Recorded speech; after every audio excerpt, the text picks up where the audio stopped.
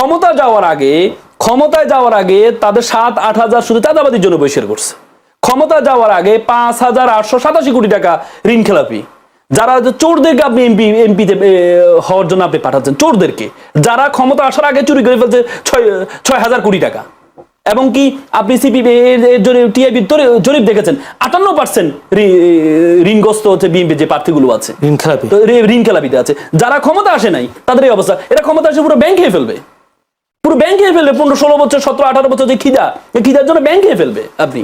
তো মানুষ অসহ্য হবে না? সে অসহ্য হয়ে মানুষ অল্টারনেটিভ হিসাবে, কিছু মানুষ জামাতকে পছন্দ করে ভোট দিবে, আর কিছু মানুষ বিএনপির বিরুদ্ধে অসহ্য হয়ে অল্টারনেটিভ হিসাবে জামাতকে ভোট দিবে। কিন্তু আপনার প্রশ্ন করার আগে রাসেলের কাছে আমি জানতে চাই, তাহলে যুক্ত হলে আওয়ামী লীগ বাংলাদেশে রাজনীতি করতে পারবে, তাই তো? না, এটা ক্যাম্পেইন কি করেছে, মানে বিএনপির পক্ষ থেকে আমি বলেছি ক্যাম্পেইন করেছে যে যদি জয়লোক যুক্ত হয় তাহলে আওয়ামী লীগ করতে পারবে। তার মানে কি আওয়ামী লীগের ভোটগুলো আপনি চাচ্ছেন না ভোট দেওয়ার জন্য? না, আমি সাধারণ যারা আছে তারা বিষয়টা জানি না, এই জন্য আপনার কাছে জানতে চাচ্ছি। মানে তাহলে যদি না জিতে তাহলে আওয়ামী লীগ রাজনীতি করতে পারবে, তাই তো? না, আওয়ামী লীগ রাজনীতির সাথে হায় নায়ের কোনো সম্পর্ক না।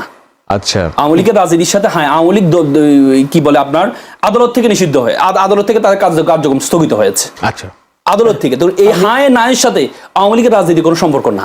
আমি একটু যদি শাহেদ আলমকে চাইছি, শাহেদ আলম, তারেক রহমান তো অনেকদিন পরে ঘোষণা দিলেন গণভোটে হায়ের পক্ষে ভোট দেওয়ার জন্য, কিন্তু তার আগে আমরা দেখলাম বিভিন্ন দেশে, আপনি তো দেশের বাইরে ছিলেন, সে পোস্টাল ব্যালট গুলো তো যদি বলি এখন ভোট দিয়ে অনেকটা চলেও এসেছে। আমি যতটুকু জানি 5 লাখ সামথিং হয়তো এখন বাংলাদেশে চলে এসেছে।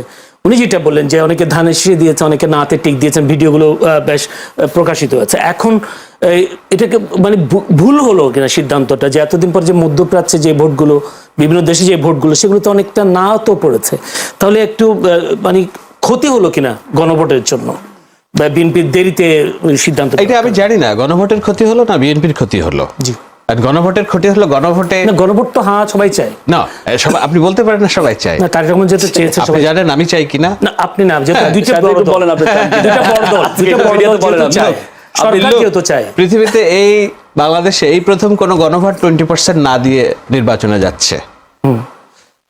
আপনার ভোট হবে 80%, কারণ অলরেডি আওয়ামী লীগের যে 20% ভোট আছে বলে আমরা বিশ্বাস করি, তারা যাবেই না ভোট দেওয়ার জন্য। সো না ভোট 20% অলরেডি কাস্টেড অবস্থায় যাচ্ছে গণভোটে। এখন বাদবাকি 80% ভোটের মাধ্যমে ডিসাইড হবে যে এইখানে হ্যাঁ ভোট জিতবে না ভোট জিতবে।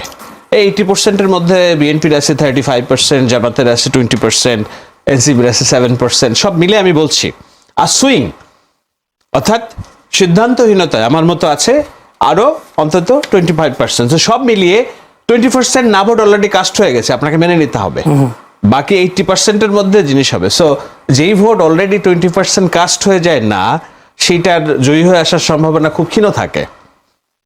এটা হলো আমার হিসাব বলে। আপনারা যদি বলেন যে না 20% আওয়ামী লীগের ভোট নাই, তাহলে আবার এই হিসাব মিলবে না। বাট আমি যেহেতু মনে করি যে 15 থেকে 20% ভোট আছে, সুতরাং তারা যাবেই হচ্ছে এই কেন্দ্রে ভোট দেয়। এখন বিষয়টা হলো যে এখানে বিএনপির লাভ হলো না লস হলো, দেখুন আমি ক্রমাগত বলছি, বিষয়টা হলো গণভোটকে আমি একটা লেবুর মতো দেখি। লেবুটাকে যদি আপনি কচলান বেশি, তিতা হয়ে যাবে। বাংলাদেশের জনগণের 95% মানুষ তারা বুঝে না সংস্কার কি। তাদের কোনো মাথা ব্যথাই নেই যে আমার উচ্চকক্ষ হবে না নিম্নকক্ষ হবে। তাদের মাথা ব্যথা 3টা জায়গায়। একটা হলো 5 বছর পর পর নির্বাচনটা হবে কিনা, আমি যে ভোট না দিলেও আমার ভোটটা দিয়ে যাওয়া হয়ে যাবে কিনা, আমার রাতের বেলা ভোট নিয়ে আমি তুমি যেন 5 বছর পর পরে আমার দুয়ারে আসো, আমার কাছে তুমি বাধা থাকো, এটা আমি চাই। এটাই আমার কাছে গণতন্ত্র। গণভোটে তো আছে হ্যাঁ এর পক্ষে, আমি সেটাই বলছি।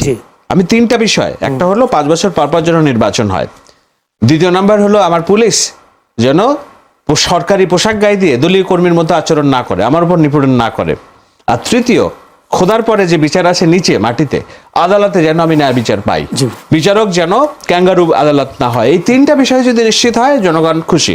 আর এই যে ডাল চাল পণ্য কম রাখো, আমার ছেলেটা যে পড়াশোনা করতেছে ওরা একটা চাকরির ব্যবস্থা করো, এবং আমি যেন শান্তিতে থাকতে পারি, আমার মেয়েটা বাইরে যাচ্ছে কেউ যেন আক্রমণ না করে, আইন শৃঙ্খলা পরিস্থিতি। সো এর কোনটা বিএনপি দল হিসেবে এটার বাইরে অবস্থান নিয়েছে?